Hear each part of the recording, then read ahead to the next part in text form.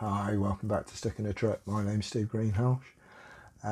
Today I'm going to do the backstory that I mentioned in the video How to Save Your Marriage by Improving Communication. Now, Stuck in a Truck, I produce new content every Wednesday. Don't forget to click on the subscribe button underneath, ring that notification bell. If you've got any comments, if you've got any input into this little story, sad little tale, just leave them below. I hope you enjoy it.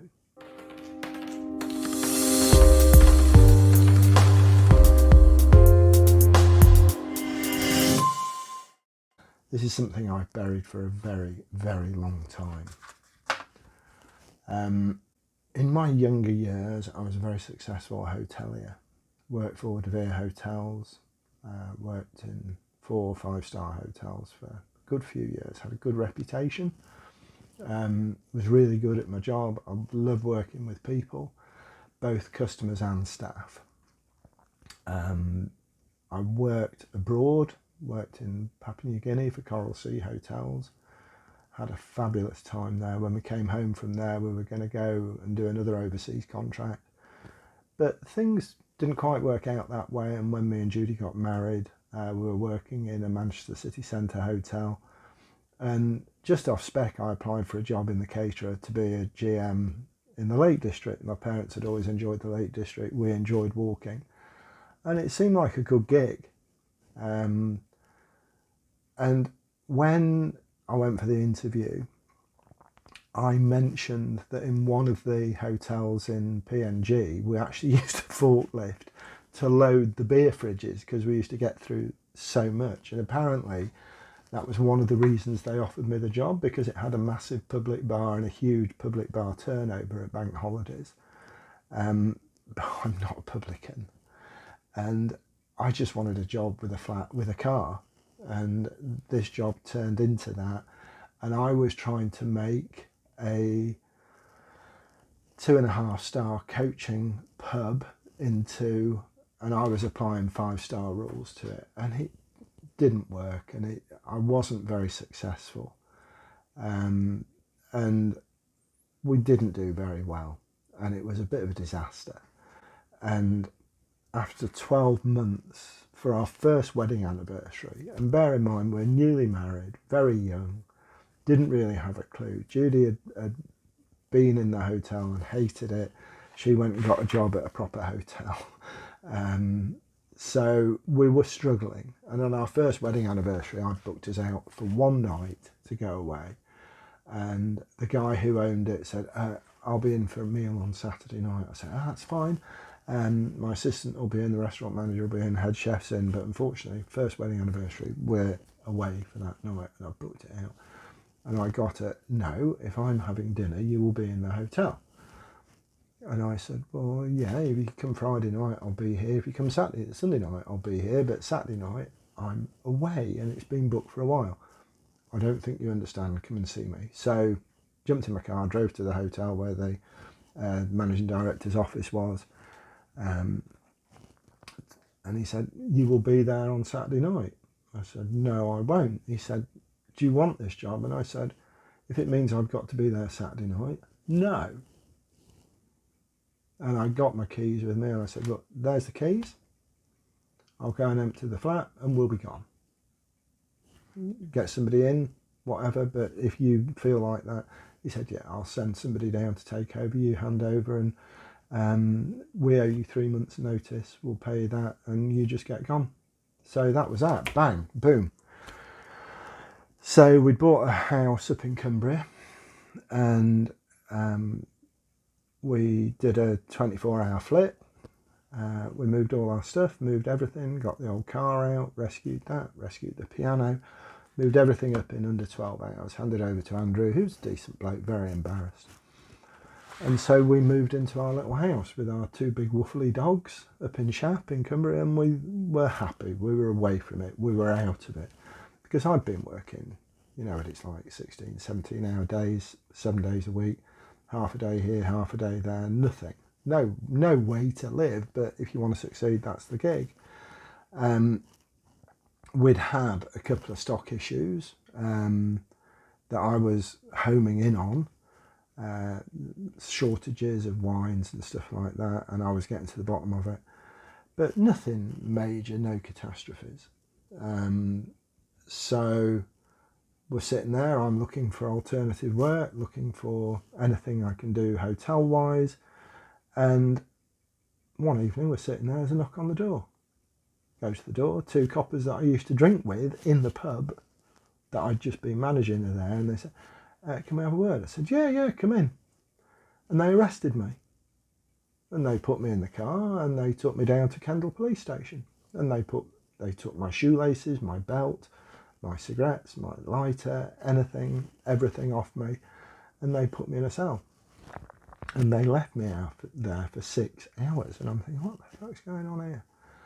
And if I wanted a cigarette, I had to knock on the door, and a man would come and open the door and light the cigarette and give it to me, and thank you very much. And I was scared because I didn't know what was going on.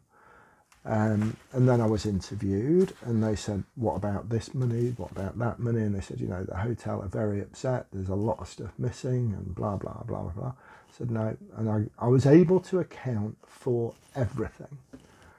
And to put this into perspective, there was obviously a petty cash facility at the hotel, and every Monday morning the company accountant would call in and we would go through all the petty cash tabs, and he'd say, what's this one, what's this one, what's this one, and I'd identify what they all were, and he'd say, right, the company will pay for that, but this is personal, so you owe me a cheque for whatever.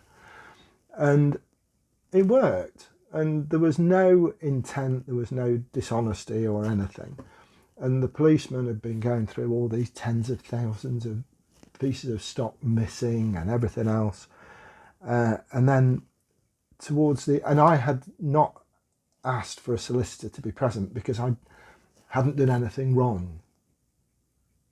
I was 100% clear that there was nothing going on that I didn't know about that I couldn't answer honestly. And I've always worked on the principle, if you're honest, the truth will set you free. So I hadn't had a solicitor. Huge mistake. If ever you're interviewed by the police, have a solicitor. It doesn't matter whether you're innocent, guilty, whatever. Have a solicitor, because they will protect you from incriminating yourself.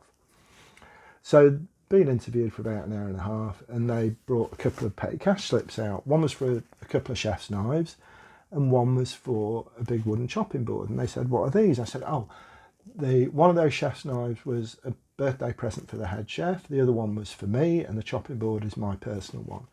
He said, right, okay. He said, what would happen? And I went through the scenario. Every Monday morning, Mr. Mann would come and he'd go through the receipts, and if it was personal, I'd write a cheque. If it was allowable, then it went to the hotel and it was signed off. And he said, are you still in possession? I said, yeah, absolutely. I've got one chef's knife and the chopping board.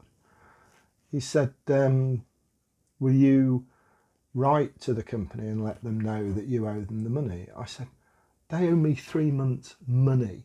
What would you do? He said, no, seriously, Mr. Greenhalgh, will you write and let them know, or will you inform them? I said, no, I don't think so. If they pay me, then yeah, but other than that, no. He said, right, okay, that's fine, thank you. Interview's over. I said, you what? He said, interview's over, you better phone your wife and come and get you. And they just put me outside, and I thought, what the hell? And it went from that to court. I refused to be taken to court in a local little county court, and it went to Crown Court. And the judge said, you are flagrantly and have flagrantly admitted to attempting to evade liability by deception, which is a posh way of saying fraud. I hereby sentence you to 2 years suspended and fine you £800. I was absolutely dropped on. And because I had admitted because I'd stated that I probably wouldn't tell the company that I'd had this 40 quid worth of stuff, that is attempting to evade liability by deception. Had I had a solicitor, he'd have whispered in my ear and said, yes, absolutely, of course I will alert them, because that way I wouldn't be attempting to evade liability. But I didn't have a solicitor, and it was indefendible because whatever. So there I was, newly married, unemployable, criminal record, £800 fine, didn't have any money, and that then got the hotel company out of paying me over 3 months' money, because gross misconduct. Now, the impact that had is massive. For those of you that don't know me, honesty is #1 value. Honesty and integrity matter more to me than I think anything else. And that's why I so glibly said, no, probably not. Probably wouldn't tell them. It's real hard. Now, talking to my mum and dad, obviously they found out, obviously.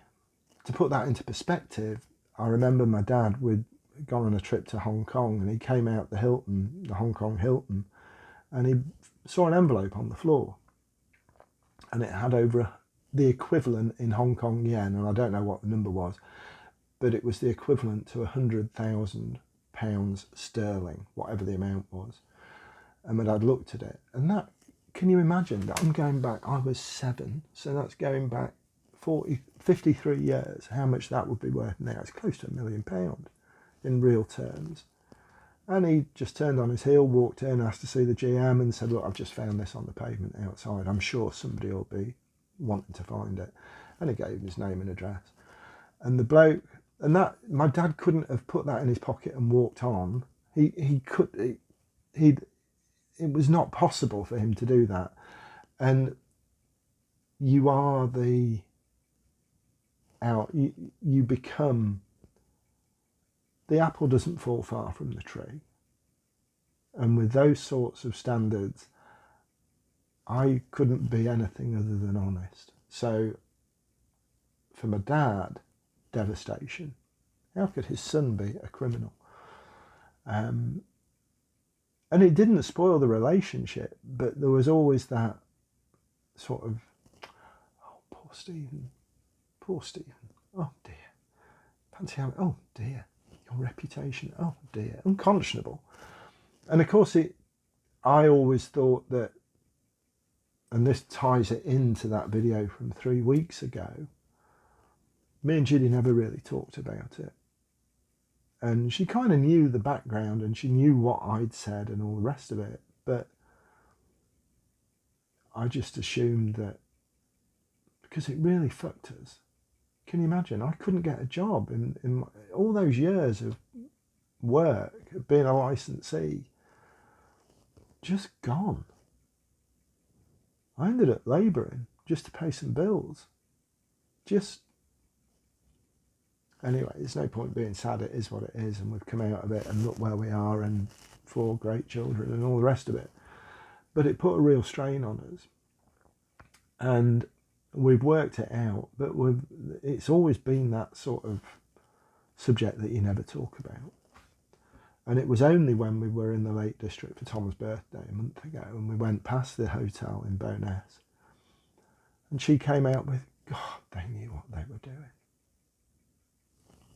And I'm going, what?